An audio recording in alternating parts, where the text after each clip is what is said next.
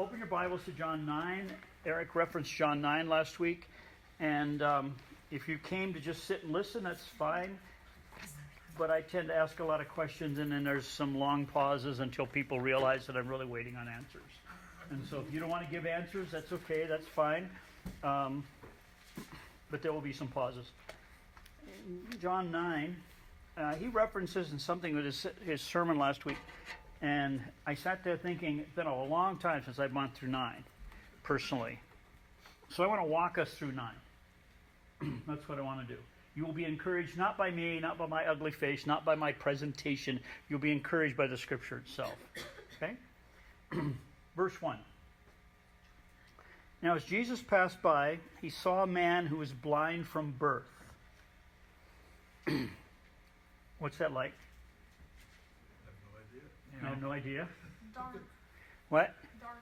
It's dark. We never know any difference. Never know any difference. That's kind of important. Never know any difference.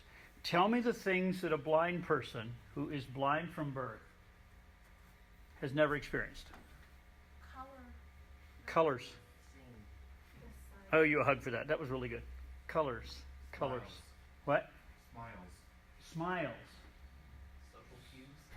social cues. Social. Cues. I can't hear you. Social cues. Social cues. Especially being Body language. Body language. Not just gone. Has never been there. What else am I missing? Paintings. What? Paintings. art. Art, paintings, the quote, beauty as seen and evaluated through sight. Beauty. natural beauty. And when someone asks him, isn't that beautiful? What? Nature, mountain scenes. Mountain streams, nature, not only in paintings, but in real life. Yeah. So when someone says, isn't that beautiful? He has no context. He has no context. Okay. The majesty of God in terms of creating earth. In terms of seeing it. Romans 1:20. Right, Romans 1:20. Now, what's the difference in his life between day and night? None. difference. None. He can't look at the sun. He can't look at the stars. Not there. So there's this chunk that God normally builds into human beings. It isn't built in. It's just not there. He didn't lose anything. This is important. He never had it. Because if he'd had sight for 6, 7, 8, 9 years and then gone blind, it would have been completely a different scenario. Okay? Now, if you lose your sight at 8 or 9 or whatever, you haven't really learned yet to evaluate all of those experiences the way you would as an adult. But nonetheless, that 6, 7 years would tell you what you're missing. But he only knows what he's missing by what other people tell him. He hasn't seen it from birth. His disciples, Jesus' disciples, asked Jesus, Rabbi or teacher, who sinned, this man or his parents, that he was born blind?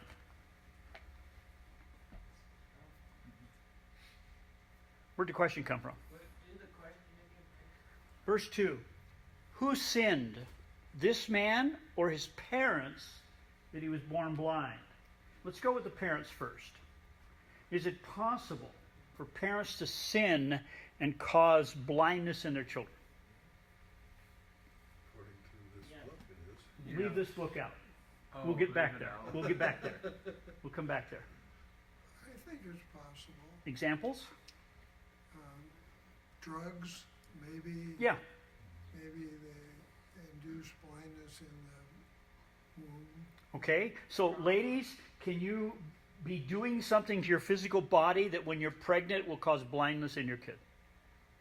I've got a yes there. Yeah, Got a yes I've there. heard of it, yeah. You're not a woman. Yes. Yes, sir. Yes, sir. You're pregnant. Tell us some things you're not going to do for the next 8, 9 months, whatever. Louder. Drink recreational drugs, particular medications, You going to drink coffee? a little bit. Okay. Cigarettes? No. No. Yeah. No. Drugs? Of any kind? Very careful with medicine. Oh, What yeah. you take, what you don't take. How else could you damage a baby's eyesight in pregnancy? Trauma, Trauma? car wreck, something. Yeah, possible. Trauma, things we don't understand. Trauma, yeah, okay. So I understand their question. Is it possible this kid had lousy parents? And they actually sinned. Now let's define that. They sin against God, or are they sinning against the kid? Or are they just doing something that's socially, physically wrong? What are they asking? What was the last question? Yeah, my question.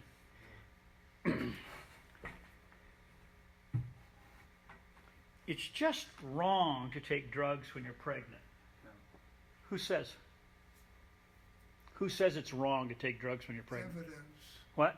Evidence. Evident, yeah, results of past. So it's evidence that it will harm the child. Therefore, it's proven that okay. if you do, you, Medical Okay. world has said if you do this, this will happen. Okay. Okay. So it's wrong to harm a child, unborn child. Who says? Society. Society says it's wrong to harm an unborn child. morality. Who defines morality? Which morality are we talking about? Well, We're society. chasing our tail here. Well, we're going to chase our tail a little bit because the idea of those people sinned. Let's slow down on this. Against whom? God. Okay, now you brought God into the picture here, and they are clearly thinking God. But if we go down that road, let's be really clear on this, okay? They sinned against God by causing this blindness. No. I think they sin against the child. They sinned against the child. Okay, we could take that. But is that what they mean? I don't know what they mean. Well, that's where we're going for application. You got to have the interpretation before we start applying it. So, if they sinned against the child, no recourse. Kid's blind, end of story. Shoot the parents. Yeah, but who are you saying has the authority to make that call? So if they sinned against God, then did he cause the kid to be blind because of their sin?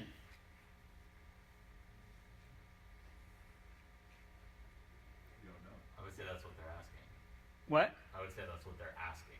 They are. They're saying, were their sins so bad that they caused the kid to be blind? Do you see any injustice in that? Yeah. For the child. Wasn't the kid's sin. Right. The kid hadn't been hatched yet. So who they're trying to figure out here is, wait a minute, we're looking at this guy, and we're going to accept a fact here. That's not normal to be blind. Normal humanity is not blind, at least physically.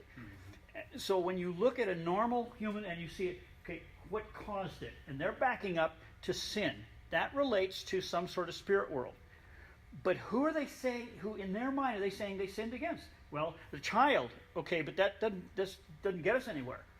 Because, okay, they did something bad and evil and it caused the kid to be blind. And then that would be their definition of sin, is they did something that hurt the kid.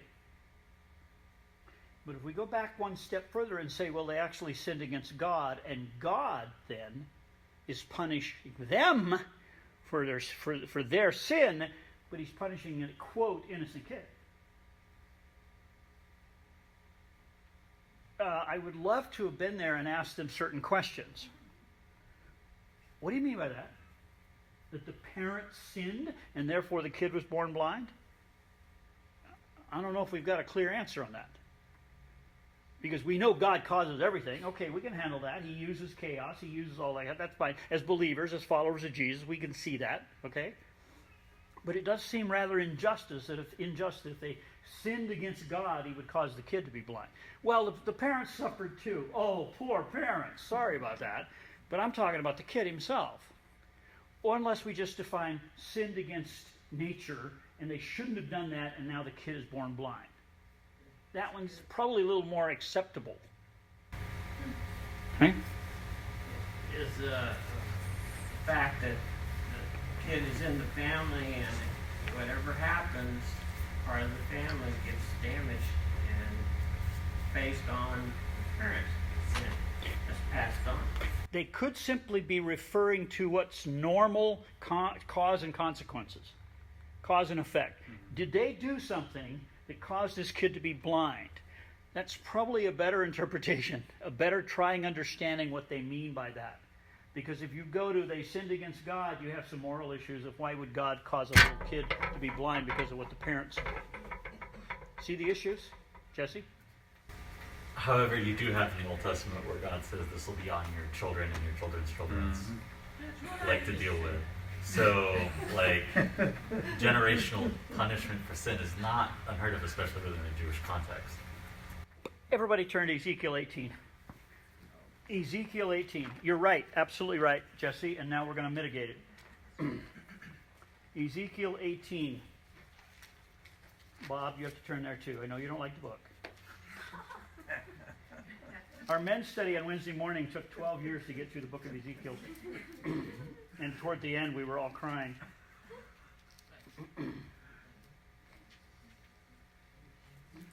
18. Verse 19. You say, why should the son not bear the guilt of the father? Because the son has done what is lawful and right and has kept my statutes and observed them, he shall surely live. The soul who sins shall die. The son shall not bear the guilt of the father, nor the father bear the guilt of the son.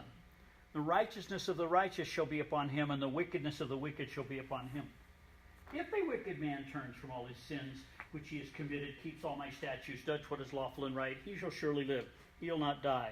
None of the transgressions which he's committed shall be remembered against him. Because of the righteousness which he's done, he shall live. Do I have any pleasure at all that the wicked should die? Etc. Look at verse, again, 20. So this concept of generational punishment has to be understood in the context of the individual's relationship to the Creator. And that context is like father, like son. We all understand what that means, don't we? Right? Is there any possibility that a scenario would come up where in one situation it's not father like son? It didn't work out that way? The son didn't become like the father? Is that possible? Boy, I hope so. Oh, I hope so. Because when you look at fathers that are crap, and you look at their kids and you think, oh, poor kid hasn't got a chance. Whoa, slow down on your theology here. It's not a given that the kid's going to be like the parents. What makes the deciding factor whether the kid turns out like the parents or not? What? Louder? Behavior is trained. That kid's own personal choice. Upbringing, I think is, Dominant. Come on, talk to me. well, upbringing, his family environment, and the discipline that is exercised by his parents over the child. Okay. Will a kid end up being like his dad? Not necessarily. That's the answer. That's the Yeah. most of the time, yes. Most of the time, yes. But there's that little percentage there where a kid just doesn't do that. Yeah. He doesn't go down that road. Sometimes a child will rebel against his parents. Yeah, it can go both ways. You've Yeah. got really good parents and the kid becomes the and you've got really bad parents and the kid says, I'm done. I'm not going to do that. I'm not going down that road. Okay? So, but the general thing is,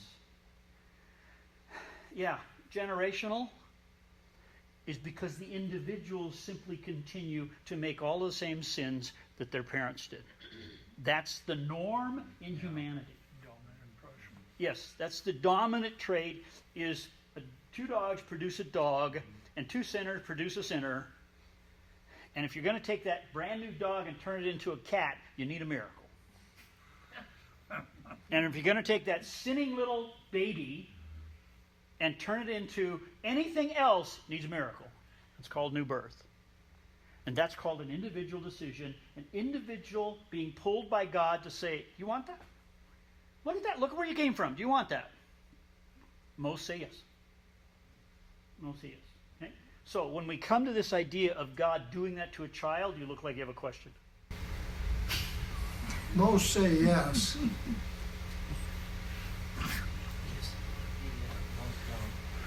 I don't agree with that, and I'm trying to come up with an argument. Come on, Bob, you're going to lose. Come on. No, Time's up, Bob. maybe he's most say yes because they don't know any difference, True. Yeah. you know. True. So, to me, it hinges on whether or not he's made aware of another choice. Whether it's finding God or not, just some neighbors, friends in school, they say, oh, that's not right. And Let's remove all of that and just work on him. Let's have all the influences gone, which we the can't, son, of course. him, Yeah. the son, Just him, yeah, just the son, okay? He goes into a situation that his dad, parents have done, and from God's perspective, that's wrong. And he does the same thing. but does he know that's wrong? Not That's from what them, I'm saying. not from them, not from them. True. Is there any possibility he could know that it's wrong, even though everybody around him is doing it I and not think saying? so. What's the possibility? I think our like our morals, they tell us that, because the Bible says that even if we don't have the Bible telling us what is right and wrong, there's our conscience. God's placed in us our conscience. And you don't need the Bible. You can put that over here. Exactly, yeah. The conscience is not related to the Bible. There's people who in third world countries who will die who never even read the Bible. Right. Do they know what's wrong, what's right without reading the Bible? Yes, they do. They have a conscience. God placed in them a conscience. Let me even narrow it more. You're right on target. Let me even narrow it more. They might seriously not even know what's right, but they know that that's wrong. Yeah. They just don't. And so this kid, all by himself, no one has ever told him, and therefore, how can we expect any more of it? And yet, that conscience can say, you know you're wrong. With all that pressure, I'll tell you a story. There was a young lady who was raised in a home that was not really a Christian home, and at early age, out of a context where it was not Christian, she accepted Christ her Savior. She figured that much out, okay? And every year, there was this older couple that would pay for her to go to camp. And she looked forward to that 1 week of camp because that was her survival. She lasted until about March and then started to go downhill, then go to camp, and then go back up. And that was her track.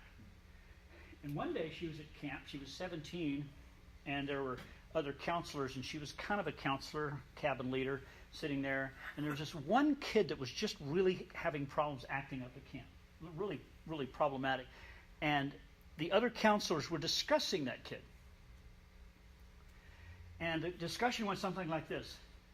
Well, what can you expect from the kid? Look at his parents. Look at his home life.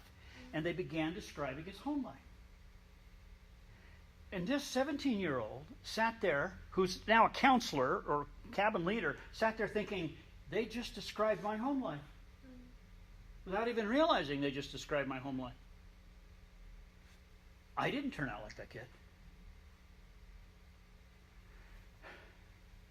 I won't tell him it was you.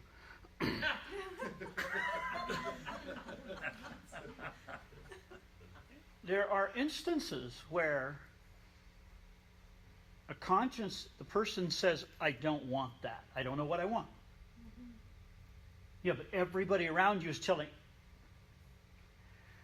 I can't even define why it's wrong. I just know it is. And that's why culture cannot keep a person from God if the person wants more or wants something else. It's just not doable. And all the instances we have of missions, where some one guy out of a tribe managed to find God, you go back and ask him what was the deciding point, and his answer was, I didn't want what I got. I wanted more. And all I did positively was look up and say, God, whoever you are, is this it? And from that point, the process started. And God's never in a hurry. God takes his time getting a person through the thing, okay? So the question about whether this kid was born blind because it was God's fault or not, and the generational sins, it comes down to the individual choice. Go back to John 9. Who sinned? The parents, because they caused this, and that opens up all the doors we just discussed. But the other option, did the kid sin so that he was born blind? I am really open for discussion on this.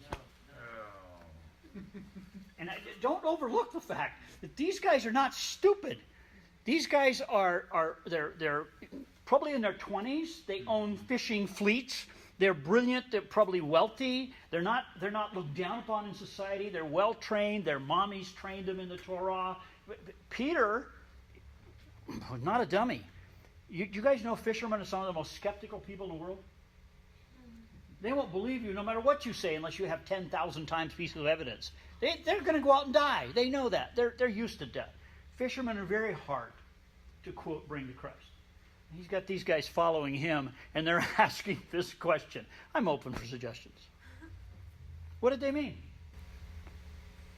They haven't seen anything new, and so they need to hear something fresh to make a change. More? That's not enough.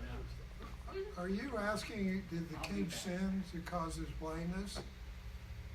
Is that your question? No, their question was, did he sin and that caused him to be born blind? So the kid sinned in the womb. Yeah, pretty much. Party. Or they're just referring to like sin nature or original sin, like some part of, because it's not did he sin, it's is it his sin or his parents? So who owns it? So it could be more of an idea of just the sinfulness in general. So His God sinfulness made an caused him example blind. Of this kid. What? God made an example of this kid. Okay, that's an application possible of it. Well, we'd all be born blind. If he practiced everything for everybody the same way, right? So when you're in the womb, I'm sorry, but your sin nature is going to cause some really bad things to happen to you, and that's what this guy got. It doesn't go that way.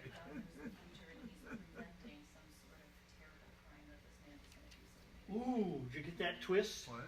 I didn't hear that. God made this sinner blind because God could see in the future and see some horrible crime he was going to do, so he made him blind to keep it from happening. I like that. We pulled God's goodness into this. That's great. I'm going to write that down. That was good. All right, here's my answer. I don't know what they were thinking. That's a cop-out. It is a cop-out because But it's honest. one of the questions was, wait a minute, A lot of bad theology is done by people not willing to say I don't know. we're talking being born, that's a birth. Born is being a birth, okay? But could born be defined as conception? Sure. Well, then how could he be born before he existed? How could he sin before he existed? I don't agree. So I need to sit up in heaven with these guys and say, what were you thinking? And they're going to look at me and go, look, we've had that question. Every time new people come up to heaven, they ask, did you just stop? We're sick of that. Yes. But they have been asking about whether individual accountability is at work here or not. Is it group accountability as far as God visiting the sins upon generations, or is he accountable and therefore paying for something? That's the question without even dicing it and putting it into pieces. That's the question. They're asking Why would about these God Jews think group accountability?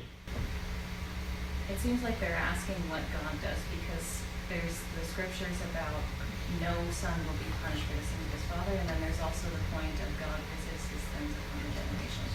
So Yes. I wonder if they're using him as an example. Well, clearly. And again, my question, why would the Jews think group accountability? It's all throughout their history, over and over. Like sin of Achan, when they're coming out, like over and over and over again. One person sins, the whole nation suffers. One group of people sins, the whole nation suffers. over and over and over and over and over. And the key example of that, of a guy who got it right and yet suffered the sin of his people, was Daniel. And he really got it right. He still suffered the consequences of his people. So that's clearly in the mind of these Jews as group accountability. And he still prays like a communal forgiveness prayer too. Yes. In the book of Daniel. Yes, but and to put it in context, that communal prayer for forgiveness is sin against God, not sin against community, not sin against humanity. I'm going to jack it up to that. Verse 3. Jesus answered, "Your theology is totally bonkers and you guys have no idea what you're talking about." Verse 3. Take a deep breath on this one. Neither one. Not group. Not because it was in his sin nature and that's the consequence of his sin nature. Other consequences from other kids, etc., but that's what he got. Not because somehow he mystically sinned before he was actually conceived. Not because he kicked his mother in the womb like a soccer player and that caused it. And that was a sin. Nothing. In your worldview, those two reasons, those two questions, nothing. Neither one's the answer. That the works of God should be revealed in him.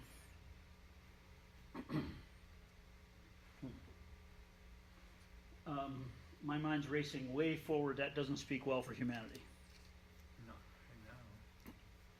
That God would, and he understands what I think, what I'm thinking, so I want you to understand what I'm thinking, okay? So when I say this, don't take it wrong, okay?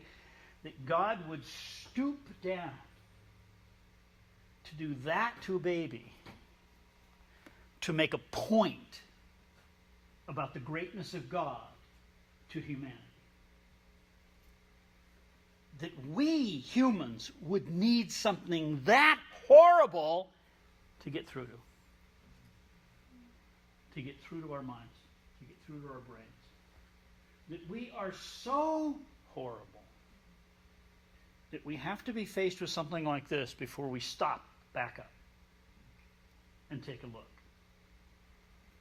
Wait a minute. God isn't evil. No, he's not. Which makes it even worse, because if he was, we'd have a nice answer. But if he's good, our first response is that poor kid. But God's first response is, you are all pathetic. You're all pathetic. This isn't about a kid. This is about God trying to get through to human beings who are so corrupt that they can't even see Romans 1:20. They can't even see the very glory of God himself. And he's going to take, I would never use the term innocent kid. There's no such thing. They're all hellions. They're all sinners. Okay? They're sweet, but wait till they're two and start asking why. But they didn't think that till Christ told them. No. Not at all. Not at all. So he comes in and he puts in front of them a man who's blind from birth, and they ask two logical questions from their reasoning, etc., and he says something that's not going to make any sense at all to them. But what he's telling them is truth. What he's telling them is, here's going to be, you're going to see a big picture you would have missed if you stay with your two questions. Okay? So let's focus on us. We need this lesson. But let's focus on the kid. Focus on the kid. And that's why I started it with, what's he missing? Oh, everything we would say was heavenly, glorious.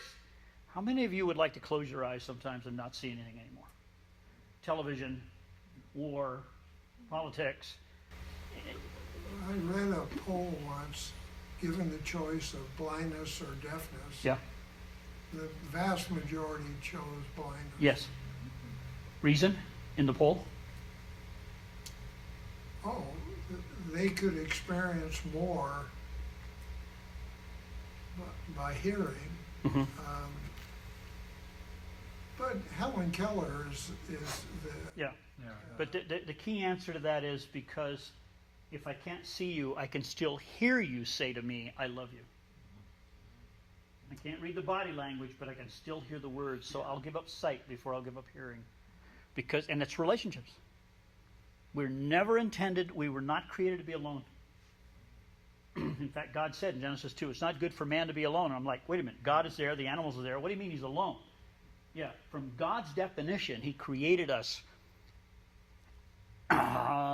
unfinished. Not imperfect, but unfinished without another person. Would you say that God, in effect, also created Adam incomplete, just like this blind? Absolutely. Yeah. Absolutely. Perfect, but incomplete. Yeah. And that's why God could say, and I'm glad God's the one that said it and not Adam looked around and go, I don't want any of the animals, I'm not complete, God, fix this. That wasn't him saying, that was God saying. Okay? And I think the whole purpose was, to, again, bigger purpose of teaching us about what God is like and what we're like. He had him name all those animals so he would personally, experientially discover, they're all beneath me. I am alone. No, you have God. Yeah, but, and I'm perfect, but, and God goes, it's not good for you to be alone. Glad you finally noticed. I'm glad you caught on. Takes a while to teach human beings, even when they're perfect. Named all those animals. Probably had talks with the bears. Come on, there's talking bears. Read Narnia. We know that. Okay. What time am I supposed to be done? What time is it? It's My watch band's broken. almost 11. Almost 11. A couple minutes.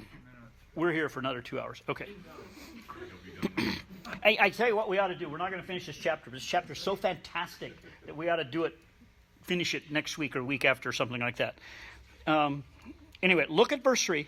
The works of God should be revealed in him. In him. The works of God. Now, spend an hour discussing what are the works of God. And then focus on this context. What works of God are they going to see in this? That God knew Jesus would restore his sight. Yep. Yeah. Okay. Complete life Mm-hmm. transformation. Okay. What? Complete life transformation. Yep. Life transformation. And what if he hadn't restored his sight? Wouldn't change God any. God's still God. So he's using him for far more than we normally realize. It's not just about this guy getting his sight. It's about what God does. All right. At the end of the chapter, we'll jump ahead real quick. What's the big issue? People aren't seeing Jesus right. That's not physical. That sight is not physical. Okay, back to this. Okay? What other issues of the glory of God are you going to show him by giving this guy his sight? This is a really complicated story. It's not clear cut. Well, the blind man would spread the word. Blind man would spread the word. The excitement, enthusiasm through the streets. Yep. The establishment of Jesus and his message. Yes. It's also going to raise up the hatred toward God. It's going to increase the hatred. Don't do miracles. It increases hatred. Yes. It's also going to show a deeper meaning. The idea of blindness, this is a tangible reality of what is going on in the heart of a human being. Yeah. This is the best metaphor I've found any place in Scripture that shows that. That blindness, physical blindness, is absolutely nothing compared to spiritual blindness. It's nothing. God, please make me physically blind, but don't make me spiritually blind. Don't allow me to become spiritually blind. What am I willing to give up for the truth in the spiritual world? Everything. Yes? All I can see is love here because we don't deserve anything but destruction from the Lord. So when we look at someone who is quote unquote broken, and it calls us to see our own brokenness, but it's also God saying, look at me, Yeah. see Yeah. my holiness. Yeah, isn't that a beautiful word? Look at me. He didn't have to create the guy in the first place. He certainly didn't have to create him with good eyes. He didn't do anything. He didn't have to do anything. So I'm going to assume that out of his goodness, out of his love for humanity, he created this guy blind. To show God's glory means to show that he loves people. And he's going to show his love toward this guy, but we are so incredibly shallow and narrow-minded to think, oh, the whole point's about this guy getting his sight back. It had nothing at all to do with it. It's just one point in the entire illustration of the goodness of God, of the glory of God, of the love of God, and how unbelievably pathetic humanity is. And yet he loves this patheticness. That's astounding. That's just astounding. And we another hour at the end of verse 3. Look at verse 4. I must work the works of him who sent me while it is day. The night is coming when no one can work. As long as I'm in the world, I am the light of the world. I can start by saying I have no idea what he means. But that would be a lie. No, not quite. Not quite. I can make it up. Because the disciples don't have a chance to say anything else at this point. They're kind of put off to the side. Here, sit down and watch, guys, spectator. What do you think he meant in 4 and 5? To observe the ways that he's trying to teach them, the godly ways. He's teaching. Okay. Okay. I suppose we have most trouble with the end of verse 4. The night is coming when no one can work. I mean, he's obviously not talking about carpentry. You can't work at night as a carpenter. You hit your hand with a nail or something. He's not talking about that. It's gonna hurt. Yeah, it's going to hurt. And the idea of the work of him who sent me while it is day. Are we talking about light? Are we talking about 12 hours of sunlight? Oh, And 12 hours of darkness? Or are we talking about physical light in the absence thereof at nighttime? Or are we talking about something else? We're talking about 1 John. Keep going. Light shines in the darkness. Light shines in the darkness. They didn't understand it, but Jesus was that light. He was the light. He did say that in the end of 5. I am the light of the world. And at this point, I could just skip over the questions we don't have answers for. Like, well then, what does he mean no one can work when night comes? God can. He can. He's Jesus. What's he mean that he can't work in the night? Means what does he mean by night? What? What does he mean by night? Yeah. That is the problem, isn't it? Can I hypothesize? Light is God being present here on the earth with us, in the sense of like Jesus is the light, right? But I would take that even further. Like when Jesus died, there goes light, snuffed out. But that's not true, because the light went into all of his disciples, and their disciples, and their disciples, and so on and so forth. So is it possible that when he says the night comes, that means the disciples are no longer here on the earth? Tribulation. Possibly. Possibly. Definitive answer, don't know. Yeah.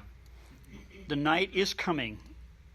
Metaphorical, tribulation, when no one can work. I don't think he's talking about himself. It's the demanding of light for the human to function in this world. Okay, I could go down that road and say basically that if Jesus is there, work can be done, things can be accomplished. If he's not, If the understanding of light and darkness had been taught by that time, beginning of yeah. sense making. I like the idea that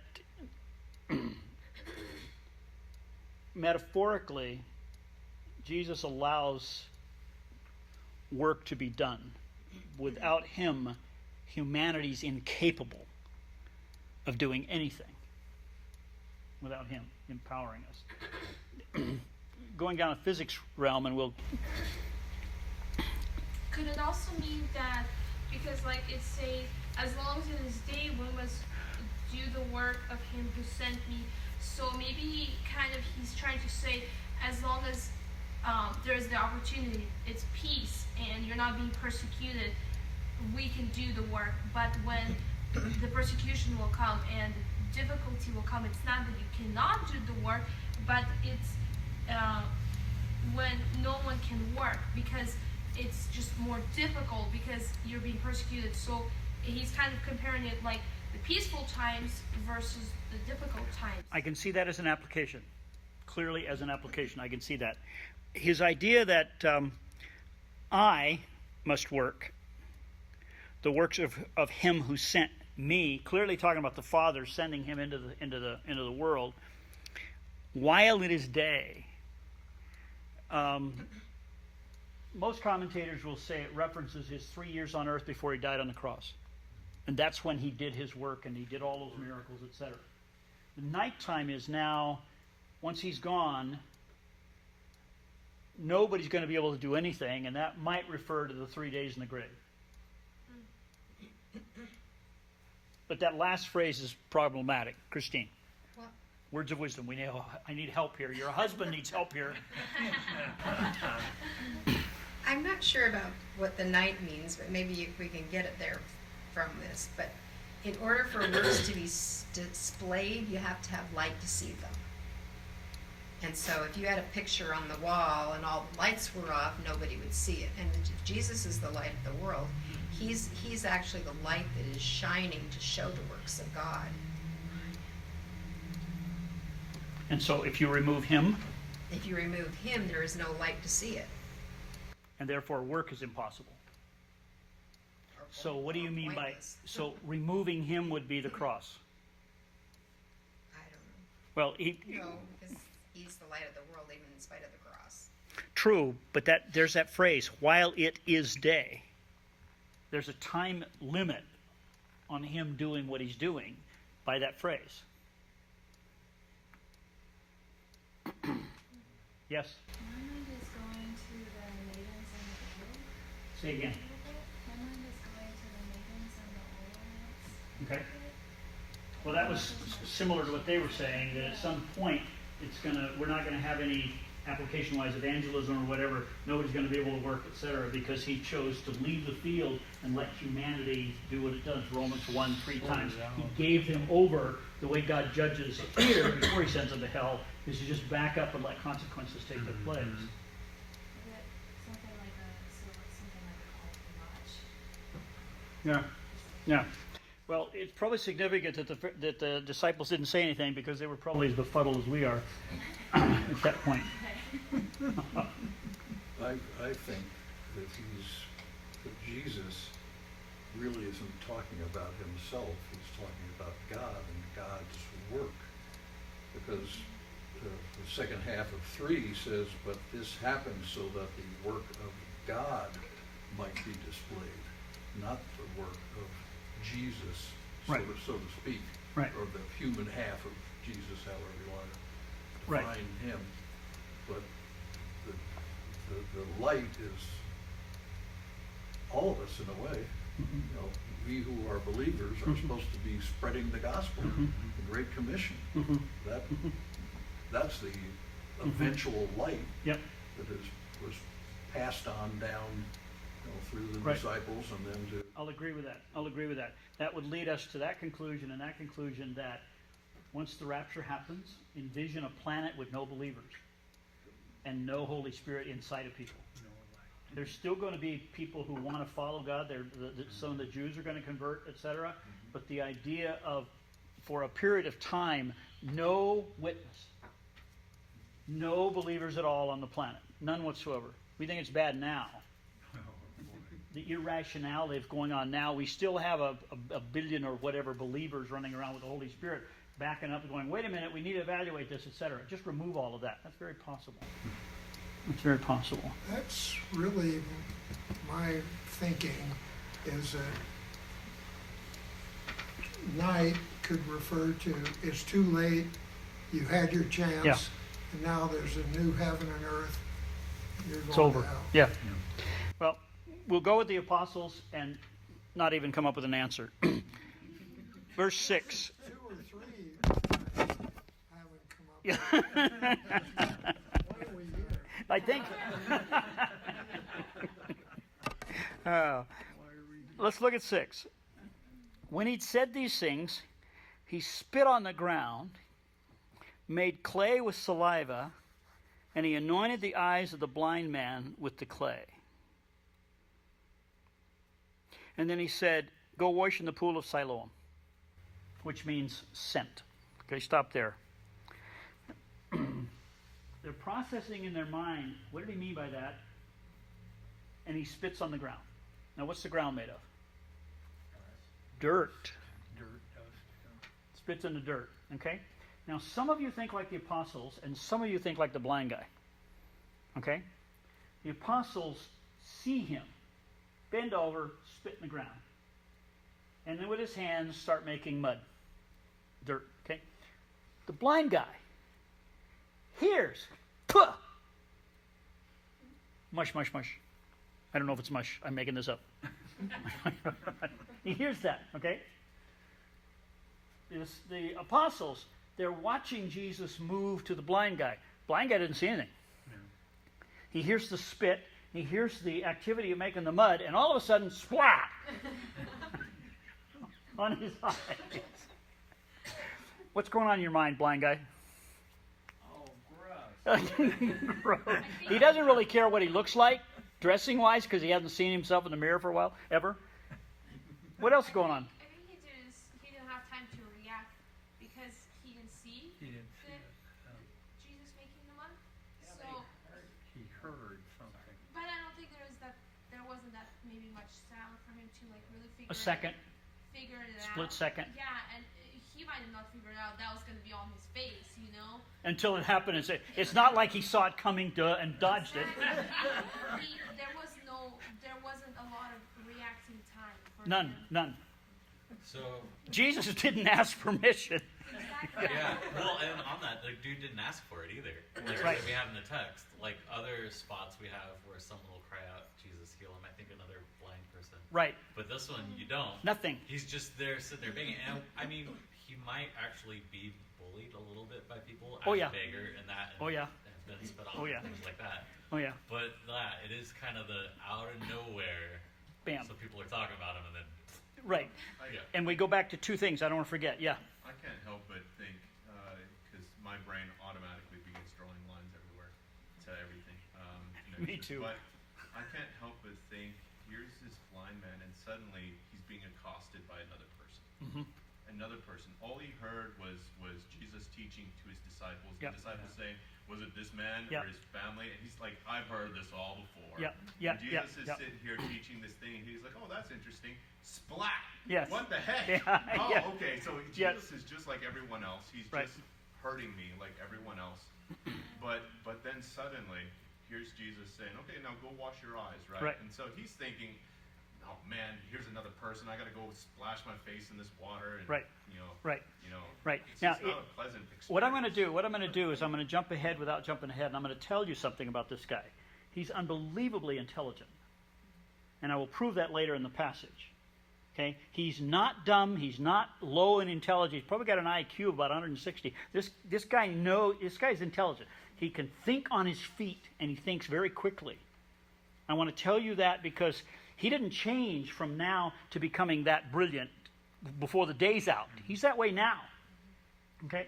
So if he's sitting on the ground and he's born blind, how did the parents take care of him back in a system where they had no help for blind kids, no blind associations? How did they do that? They taught that kid as early as possible how to beg. They sat him on a bench out there, put the hands out, and they taught him words. Food, clothing, money, water, food, clothing, money. And what is positive about being blind? Your hearing is more acute. Okay? So he will have already processed in his life at this point. He's an adult, who the creeps are, and what they sound like, and how they walk, and the rustle of their clothes, and who the good people are. The poor widow who gives him something because she has more than him. Okay? It's highly possible, conjecture here, highly possible, that by the time this happened, Jesus was very well known all the way through Israel. By the end of John or Mark chapter 1 and 2, the whole country knows about him. By the end of Luke 4, the whole country knows about him. They were flocking to him by the thousands for miracles. And Israel's just, you can fly an F-14 over in about 4 minutes. It's just a very small place, okay? So he got around, word got around, and he would have to go into hiding because so many people knew about him. It's possible the guy knew who Jesus was. Possible. Now, he's sitting on the ground. This is mindless. When you're blind, you don't have education possibility, etc. He's got a really sharp mind, and he's never been able to use it. And he's sitting on the ground begging, and he hears this group of people coming, shuffling. And as you get closer, he's processing. They're not Pharisees. I know them. I don't think they're wealthy. They're also not the really poor. They're not people that tend to give me money. Money, food, clothing, with his eyes closed. Money, food, clothing. And they stop. And he hears that question, who sinned? Him or his parents? He's not stupid. He's got a brain. He's quite intelligent. But he needs food. He can't resort to the luxury of having a philosophical conversation at this point. He needs food. Food, clothing, honey. And then he hears that voice that says, neither one. He was born blind to the glory of God. Now, even take 10 seconds to be that blind guy and think about that answer. You know, I've often wondered why God made me blind. Food, money, clothing. I really... Did I do something wrong? Were my parents correct? Food, money, clothing. Just 10 seconds with that. I was born this way to glorify God? That doesn't make any sense. Food, clothing. Puh! What in the world? Splat! If I had 30 seconds, I'd connect dirt with the glory of God somehow, but I don't have 30 seconds. If I had 30 seconds, I'd connect what God made all of us out of, dirt, for His glory, and then He puts that on my eye. I could put all that together theologically if I had a PhD in whatever, etc., but I only have 30 seconds. The next thing I hear is, I want you to go wash your face. You got me dirty. You wash me. And I want you to go to the pool of Siloam, which, by the way, means sent, but I'm not going to explain it to you. I'm not going to lay that out. I'm just going to tell my readers it means sent. Go to the pool. Could I ask you a logistical question? I'm blind. How do I get there? Well, you've been there before. You know all the spots to beg.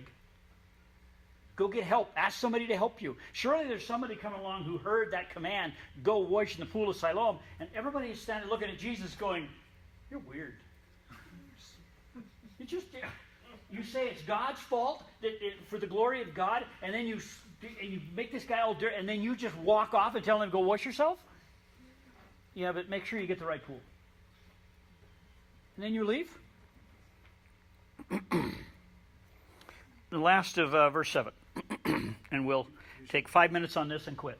You should tell them where the pool is. We have a footnote. Read your footnote. It says, it describes a rock-cut pool on the southern end of the main ridge on which Jerusalem was built. It served as part of a major water system developed by King Hezekiah, blah, blah, blah. But this pool, I don't think, is just a few steps away. No. It sounds to me like he's got to do some traveling. Halfway through the city, if not further. Yeah. But very prominent. Yeah. So if he called an Uber or taxi, they'd know where it was. Right on. They'd get him there. Sure. Yeah, it was part of the major water system. Yes. Yeah. Yes, and it's highly protected, guarded, etc. Yeah. Okay. Now we're going to end with the end of verse 7. He went. All of our thinking about how he got there is left out. Very unfair, the Holy Spirit. Uber. Now, you know the washed part? That's fascinating to me. Because when I get to heaven, I want to ask him how he did that. I want to ask what physically happened when he washed. Did he walk up to the pool, smell the water, they're guiding him to the water, he bends down, he takes water in his hands, and he splashes water and he washes the mud off? Does he just walk up, tiptoes in the water, falls in, and comes up swimming? Don't know. Yeah. Don't know. No towel. Just, okay? With the dirt, whatever that symbolizes, the dirt cake there, it washes away. Now describe what's going on inside of him. Let's put ourselves in him. Moment of disbelief. Say again?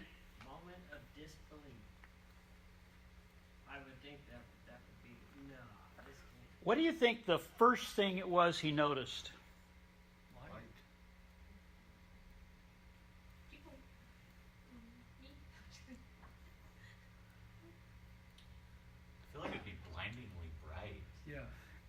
No, Seeing light? because it's a miracle. He doesn't need to go to an optometrist to make sure he gets the eye wash to make sure that it works and he functions and learns how to function with now light. It went from total darkness to it works. It works. And Oh, the doesn't do process. Color Oh, from pure black to color. to color.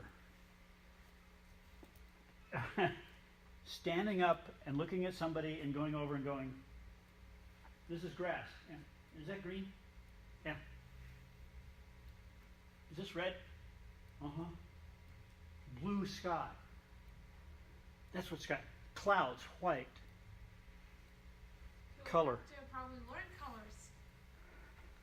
Because he doesn't, like, how can blind people know what's green, what's red? He doesn't. He only hears it. Exactly, yeah. So the hair has to be like, this is red, Yes. this is white. He's got to have some reference point from what he's heard about what the colors match with, and now he's going around trying to match them.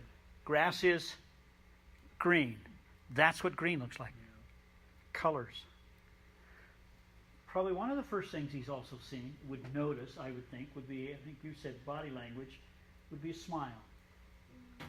Astonishment on faces of people's response to him. Because they've seen him there for years and years. Yeah. Let's roughly put him at 40 years old. I made that up. Could be 30. Don't know. I think we're leaving something out. Please add.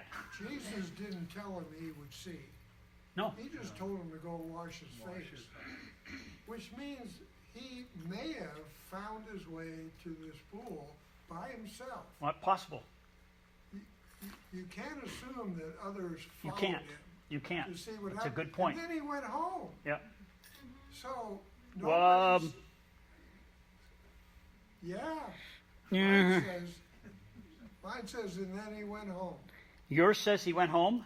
Verse 8. Well, the end of verse 7 says, and came home seeing. Came home seeing. Yes. Other translations? Came back. Came back seeing. Came seeing. No, that means he went back to Jesus. Wouldn't you? Yeah. Well, He'd be the source. Well, I think he I'm- just I'm went sur- back. He just went back where he lived, back to his area. That's why home is translated home there, as if he had a house that he went into and his parents were there and they were all excited to see him. That's not what happened. Well, 8 says his neighbors. Yes? Da, da, da, da. Yeah. So he's going back to an area that he is known in, Yeah. but familiar it doesn't say that he met his parents. We don't want to go that far. No. and he doesn't know where. Well, I read ahead. But Bill's right. His neighbors are the only ones that witnessed the miracle. And the only ones who would know who he was and is. Because Yeah. he's a non-existent nobody. Some said it's not him. Well, of course, because I can't have miracles, so it can't be him. But back up to your comment about if he went alone To the pool. to the pool and he didn't get any help. I don't think Jesus probably put 3 inches of mud on him where he had to rip it off, okay? I think he probably could have taken part of his tunic and just washed it off. Why did he go to the pool? Well, to me, he wouldn't have sight until he got to the pool. Whether He didn't know he was going to have regardless of sight. whether- You made the comment. Jesus never Exactly. told him you'll get your sight if you and go even wash it. if he took the mud away, he wouldn't have sight. No, probably in his mind. I'm not in his mind. Why would he go to the pool? I think it's just a step He was of told to. obedience. It's obedience because God, it's as he's walking to the pool, especially if it's across the city, across the town. As a blind man, there's a lot of thoughts that could be going on in your head. You're like, why Yeah. can't I could just go right here and wash my mud off? You know, why do you have to go across the city? But I think that's definitely like where his faith progressed, and he was Interesting, you brought faith into this. It's not in the text, but that's interesting. He was being obedient. And Blind obedience. Mildly He did- confused. He went to the pool because he was so smart. Oh, that was it. That was it. You know, I think it's because of who told him to. Yeah, that's When Jesus told Yes. someone to do something, they did it. Yes. Yeah. And I think that goes back to the possibility that he might have known more about Jesus than we realize. This is Jesus. I think he's made a judgment about Jesus, kind of how we were talking about. That he would have heard Jesus say neither him or his parents sinned. He's not only probably hearing that, but then also the other things that other people have said about him, and now he's standing nearby and he's hearing that. He's made the judgment, this guy is different. Something about what he's just said, I need to do something. Yeah. And I think we can add more to that. We can add, it's not only what the guy said, but Jesus tended to have a command voice. And now, if it takes time to get to that pool, which it does, and he's not stupid, he's a very intelligent being, now, going to the pool, he's got time to think. What did he say? I was born for the glory of, blind for the glory of God? How is that what, now he's, well, wait a minute, who said it? Well, a Pharisee, A carpenter's kid, yeah, he's more than that. And now I believe he's processing. I think he went because he was compelled to. I don't think it was blind obedience. I think there was more to it inside of himself. Forgive me for reading ahead, but he says later he's a prophet. And I'm thinking, in addition to his parents teaching him how to pray, they also taught him the prophets, because he recognized a prophet when he heard one. Mama would have read the prophets to him. Yeah. I think he already had a fairly interesting idea about who this guy was in the first place. Yeah. So I don't think we need to worry about the question, why did he go? I think because there was more going on inside of him than what the text actually would say on the surface.